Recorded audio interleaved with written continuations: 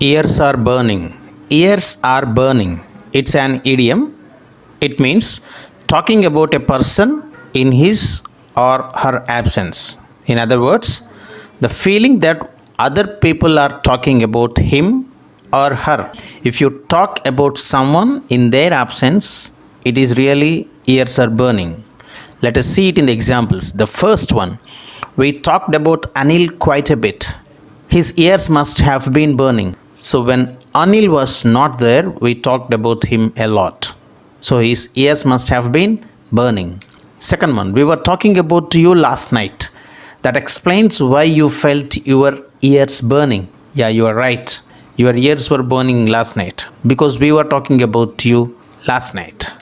Third one, your father was complaining about you yesterday. Were your ears burning? So yesterday your father was talking about you a lot. He had lot of complaints against you. You are not there. So your ears must be burning. Fourth one, I bet his ears are burning right now as we are talking about him. Yes, we are talking about him. He is not here. So his ears must be burning.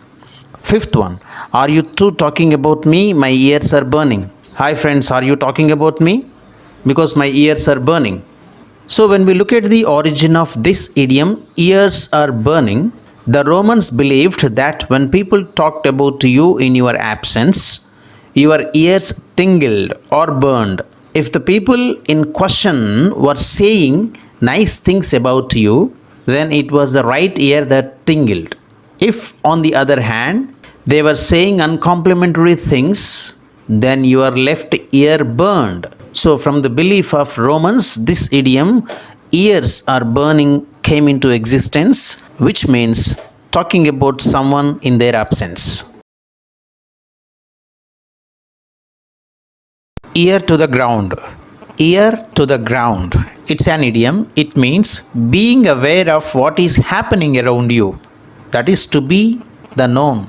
In other words, if you keep or have your ear to the ground, you make sure that you find out about the things that people are doing or saying. So, when you are fully aware of what is happening around you, you are really keeping your ear to the ground. Let us see it in the examples. The first one, if you want to know what's happening, ask Money. He has his ear to the ground. So, Money knows everything what is going on here. You ask him because he knows everything. That is why he has his ear to the ground. Second one, don't think it is a done deal. Keep your ear to the ground. Don't leave it. Don't think it is completed. Keep knowing what is going on. That's the reason. Keep your ear to the ground. Third one, I am not sure what's going to happen with this merger. So I am keeping an ear to the ground. So we are combining with them, but we don't know what is the result of this merger combination. That's the reason I am very keen to know everything what is going on. So I am keeping an ear to the ground. Fourth one, jobs in manufacturing are relatively scarce, but I keep my ear to the ground. So it is not easy to get jobs in manufacturing companies. That is the reason I am knowing everything that is going around in manufacturing companies. So I keep my ear to the ground. Fifth one, I know Kim is keeping her ear to the ground in case word gets out about the promotion. So Kim is very keen about her promotion, so she is getting to know what is exactly going on in the office. So she is keeping her ear to the ground. So when we look at the origin of the idiom ear to the ground, in the olden days, when the people went for hunting, Native Americans put their ear to the ground in order to detect vibrations of animals moving. By doing this, they could hear the animals long before they saw them. So it's easy for them to hunt. So from this Native Americans hunting experience, we have taken this idiom ear to the ground, which means being aware what is happening around you. That is having complete knowledge of what is happening around you. Eat crow. Eat crow. It can also be said as to eat humble pie. To eat humble pie. It's an idiom. It means to be humiliated or to admit that one is wrong and take back what one has said.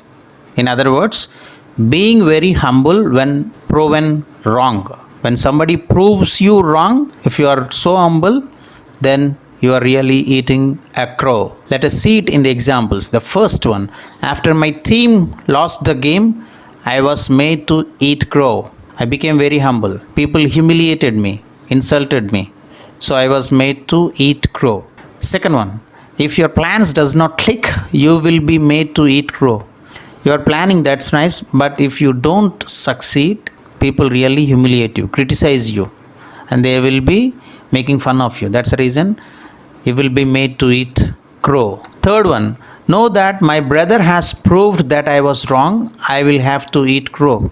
It is not that my brother has proved me wrong, but if I am really wrong, I have to eat crow, which means I will be humiliated. I will be very humble if I am proved wrong.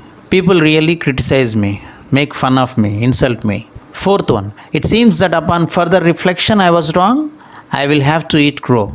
So if I am proved that I am wrong, I am afraid that people really humiliate me, insult me. That's the reason I will have to eat crow. Fifth one, I will be eating crow if I am not shown to be right. If I am proved wrong, people really make fun of me, insult me, criticize me, they humiliate me. That's the reason I will be eating crow if I am wrong. So when we look at the origin of this idiom, eat crow, it is an American expression. This expression is considered slang and is mostly used in American English. Most scholars believe that the expression is based on a true incident. According to the story, a British officer captured a hunter who had just shot a crow. In order to humiliate him, the officer made the poor man eat a small portion of the bird. When the gun was returned to him, the hunter turned it on the Englishman and made him eat what was left out of the crow. So funny, right? So, eat crow means to be humiliated or to admit that one is wrong and take back what one has said. Eat humble pie. Eat humble pie. It's an idiom. It means to act humbly after being proven that one was wrong about something. In other words, to admit an error and become submissive and apologetic in doing so. If you accept the mistake and become so humble, then you are really eating an humble pie. Let us see it in the examples. The first one, after losing the elections, he was made to eat humble pie. So after he lost, he became aware what is going on. He felt very sorry and became very submissive. That's the reason he made to eat humble pie. Second one, I am not saying anything now. I don't want to end up eating humble pie. I don't want to be proved wrong. That's the reason I am not saying anything now. I'll wait and see what's going to happen. That's the reason I don't want to end up eating humble pie. Third one, I know for certain that the appliance should not be handled this way, but if I turn out to be wrong, then I'll eat humble pie. I know this is not the way to handle this appliance. If I do it wrong, and finally I have to feel sorry. I have to say sorry. That's the reason this is not the way. So I don't want to be proved as wrong. That is the reason if it turn out to be wrong, then I'll eat humble pie. Fourth one, the lawyer had to eat humble pie in the court because the facts he presented were wrong. When the lawyer presented all the wrong facts, he was proved wrong. Then he became very humble. He had to accept the fact and he had to eat humble pie. Fifth one may often think that they are smarter than others, but such people always end up eating humble pie. It happens with most of us. We sometimes think we are intelligent than others, but sometimes we fail. When we make mistakes, then people point it out. Then we are really proved to be wrong. So we have to be very submissive. That's the reason always end up eating humble pie. So when we look at the origin of this idiom, eat humble pie, the pie in the original expression was humble pie. Humble pie and not humble pie. The Umbles consisted of meat from the heart, liver, and gizzards of deer. It was usually the servants who ate these portions because they were not considered to be the choicest meat. Therefore, a person who ate humble pie was one of low status. So, eat humble pie is to admit an error and become submissive and apologetic in doing so. Eat out of one's hand. Eat out of one's hand. It's an idiom. It means to have complete control of an individual. That is, to easily make someone to do or think whatever you want. If others are following whatever you are saying, that they are eating out of one's hand. Let us see it in the examples. The first one, within no time, the former film star had all the office employees eating out of her hand. So she made all the employees to listen to her words. That's the reason.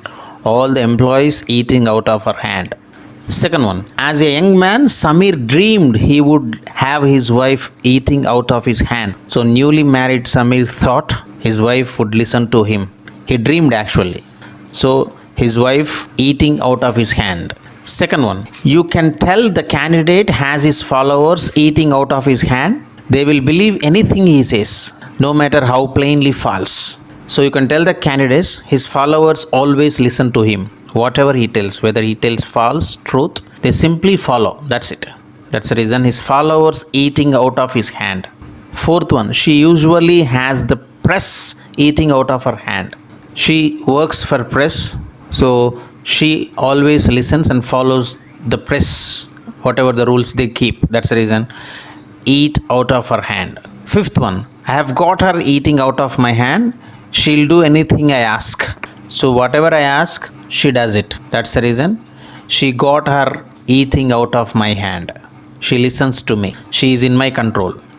So when we look at the origin of this idiom, eat out of one's hand, the expression comes from the world of animal training. You know that a wild animal has been tamed when you succeed in getting it to eat something off your hands without getting bitten. So eat out of one's hand means to have complete control of an individual or to make other people to do or think whatever you want them to do. Egghead.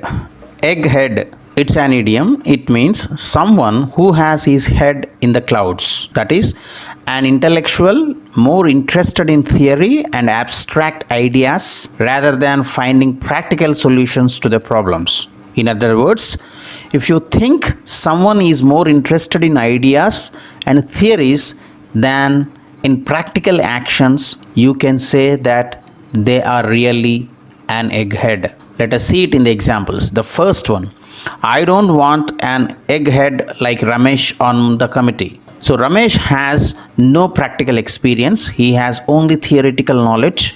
So I don't want such kind of man on the committee. Second one, asking reporters to interview an egghead like Sam wasn't a very good idea. So Sam has no practical experience. He has lot of intellectual knowledge, no practical approach. So to interview him is of no use because he is an egghead. Third one, I am worried that people will think I am an egghead because I won so many academic awards. I got a lot of academic qualifications. People might think I have no practical experience. That's the reason I am an egghead. People might think. Fourth one, the government was dominated by self-important eggheads. In the government, there are many people who are in the dominating positions without practical experience, lack of practical knowledge. They have only theoretical knowledge. Fifth one, how did that egghead get elected in the election? The candidate has no practical experience. He never came to the ground level, but he won the election. It was surprising, right? Sometimes it happens. So when we look at the origin of this idiom, egghead, the word was first used to refer to bald men. Around 1918, journalists in Chicago started using it to mean intellectual. The word became popular in the 1950s when Stewart Alsop, a newspaper columnist, and a Richard Nixon, the vice presidential candidate for the Republican Party, accused the nominee of the Democratic Party, Adlai Stevenson, of being an egghead, meaning that the candidate was out of touch with ordinary people and lacked the common sense to solve their problems. So, finally, we understand egghead means a person have lot of intellectual knowledge, theoretical knowledge, whereas lacks practical experience of anything. Egg on one's face. Egg on one's face. It's an idiom. It means made to look foolish or feel embarrassed. That is, if you have an egg on your face, you look stupid because of something that you have done. Let us see it in the examples. The first one. Oh man, the boss found out that messed up the budget report, and now I have an egg on my face. So I made some mistake with the budget, and finally the boss found it. So I am a fool now. I am so embarrassed. I feel embarrassed. That's the reason I have an egg on my face. Second one, Sally was left with an egg on her face after forgetting the words to the song during her audition. She went for an audition, but she forgot the lyrics of the song while singing. She felt very foolish, embarrassed. That's the reason Sally was left with an egg on her face. Third one, Nikhil went around saying he would win the tournament. He lost in the first round. He has an egg on his face. Nikhil was overconfident that he would win the tournament, but when the tournament started, he lost the first match itself.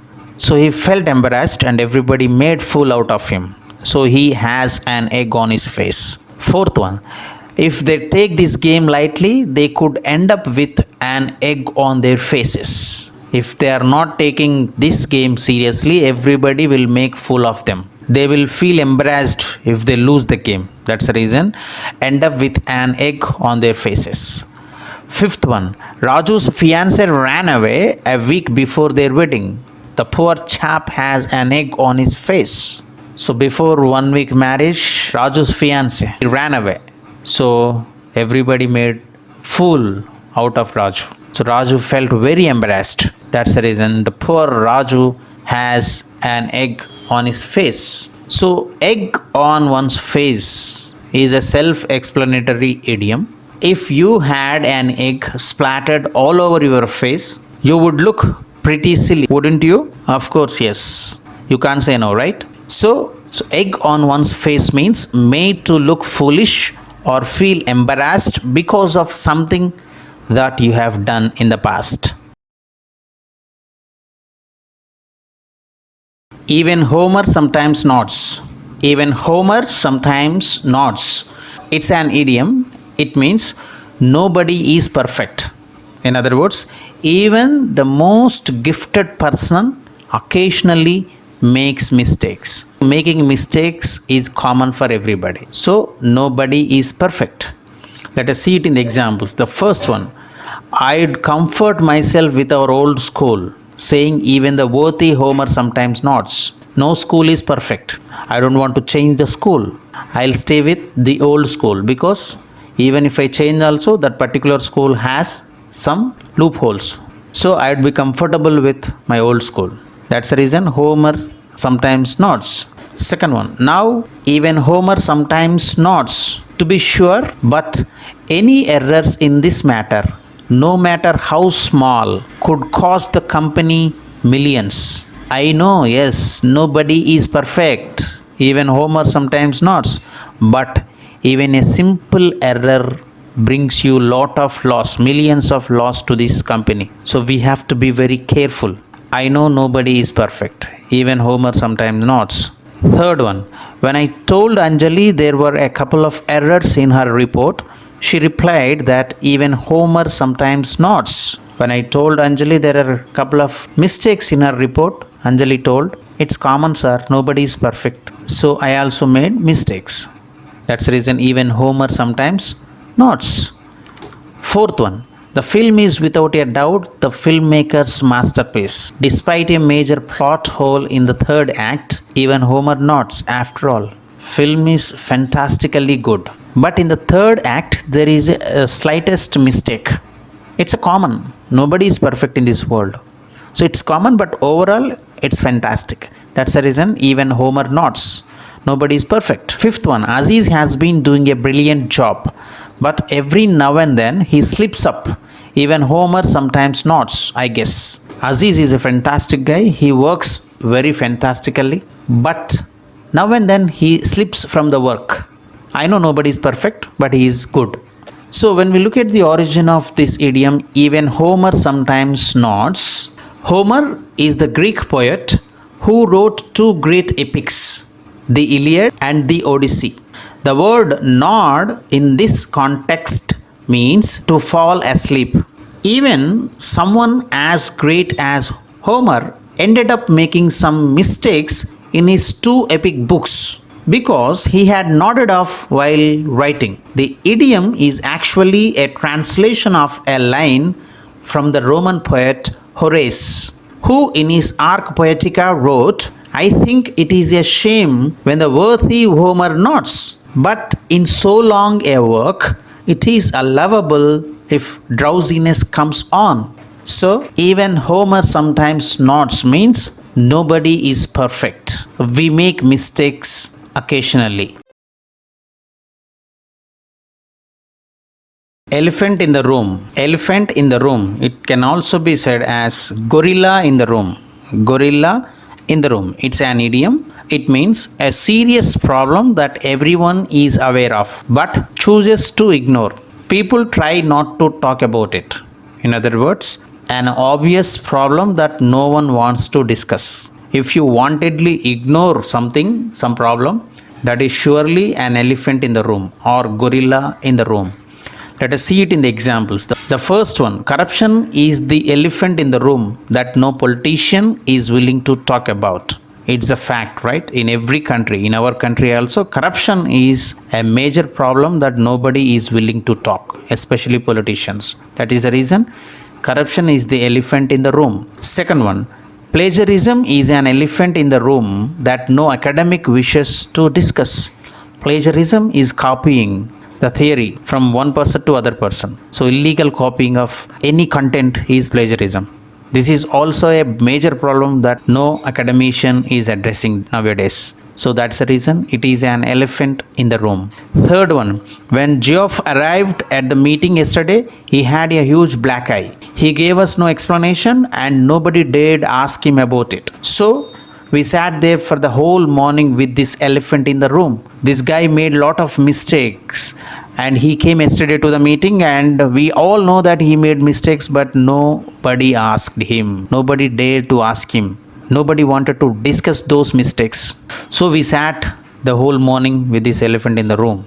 Fourth one, excessive use of pesticides in agriculture is the health minister's elephant in the room. We are using excessive pesticides in the agriculture. It's a major problem in the area of agriculture and even the health minister is also not addressing that. That's the reason we said health minister's elephant in the room.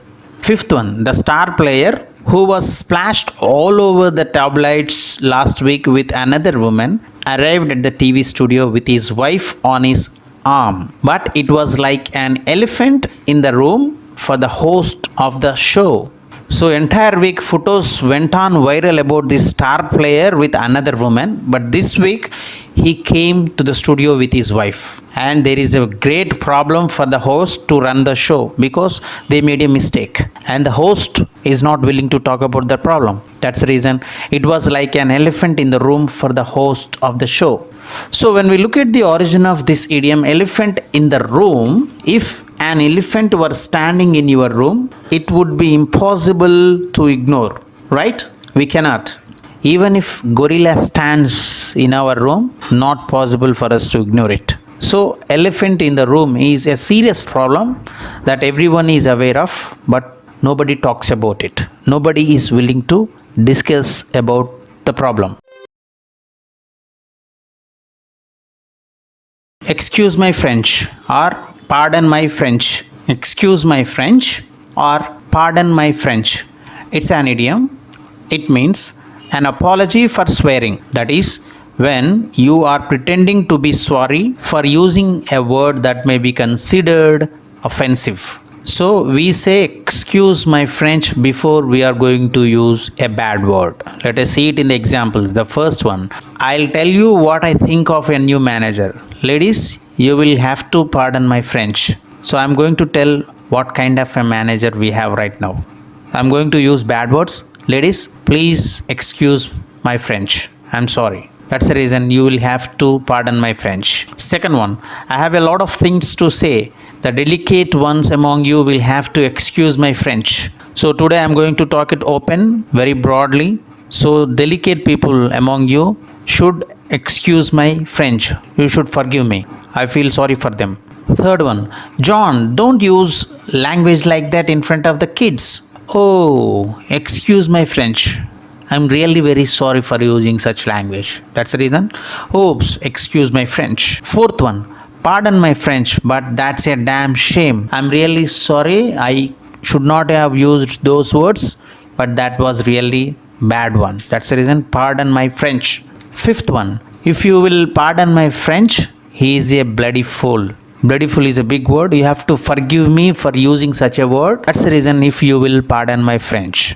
I am talking openly. So when we look at the origin of this idiom, excuse my French or pardon my French, the English hated the French. They thought that the French were people who swore all the time. Therefore, when an Englishman says, pardon my French, what he means is that he is going to be using abusive language. So, excuse my French or pardon my French is an apology for swearing. That is, you feel sorry before you are going to use a bad word, an offensive word.